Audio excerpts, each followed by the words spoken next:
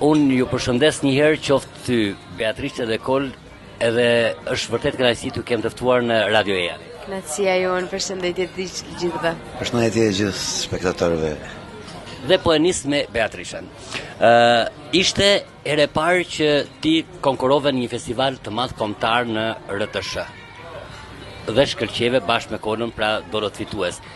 Si erdhi për të sjellë këtë këngë dhe mendimi për të marrë pjesë në një festival kombëtar që është i vetmi, pra festival që ka vite që organizohet në Shqipëri?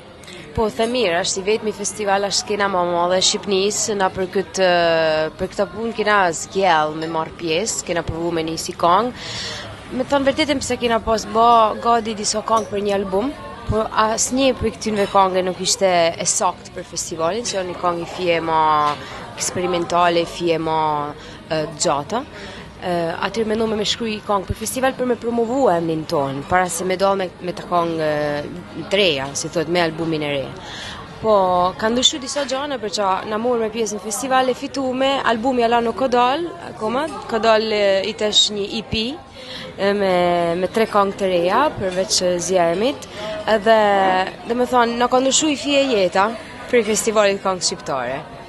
A e pristit të fitonit kur pat dhe konkurrentët tjerë në garë në këtë festival? Jo, me thonë vërtetën jo, po nuk e kena mendu kur me shku aty për me fitu. Si thash, kena me shku vetëm për me prezentu emrin tonë publiku shqiptar që flet gjuhën që na këndojmë. Kol, si e pritet këtë festival? Eksperjenca ju e parë në festivalin kombëtar të këngës në Radio Televizionin Shqiptar?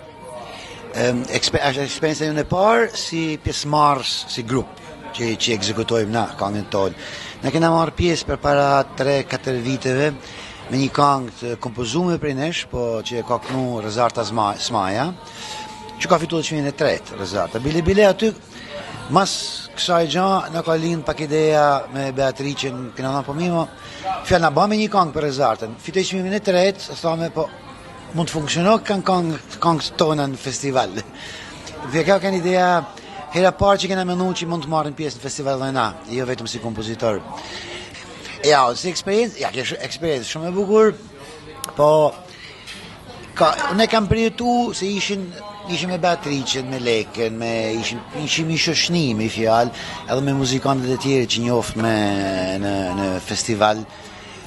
Ka qenë një eksperiencë shumë e bukur, por na ishim, s'më thanë, ishim aty me ekzekutu këngën tonë, me fjalë, nuk e përjetova në qetë.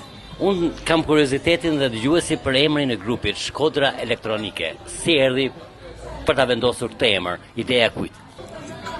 Ne këngë që kena publiku deri përpara këngës së zjerëm, kanë kënë tonë këngë shkodrane, tradicionale, që kena rearranxhu me instrumente elektronik.